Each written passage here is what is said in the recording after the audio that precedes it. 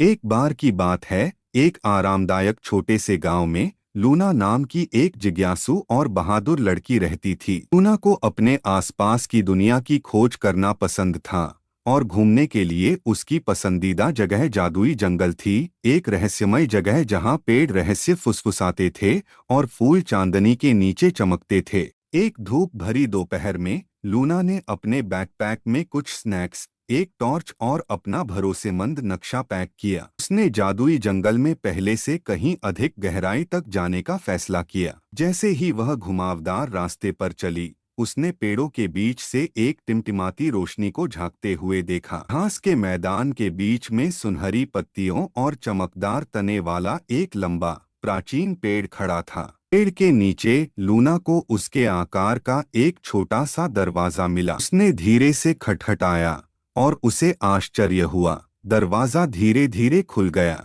Luna ने बात करने वाले जानवरों और मिलनसार परियों से भरी एक जादुई दुनिया की खोज की। उसकी मुलाकात ओलिवर से हुई, जो एक बुद्धिमान बूढ़ा उल्लू था जिसे कहानियां सुनाना पसंद था, और बेला, एक चंचल खरगोश जो छिपने के सभी बेहतरीन स्थानों को जानता था। प्रिया अपने झिलमिलाते पंखों के साथ लूना के चारों ओर नृत्य कर रही थीं और अपनी टिमटिमाती रोशनी से उसे हंसा रही थीं। ओलिवर उल्लू ने बताया कि जादुई जंगल प्राचीन पेड़ के भीतर छिपे एक विशेष क्रिस्टल द्वारा संरक्षित था। लेकिन कुछ गड़बड़ थी।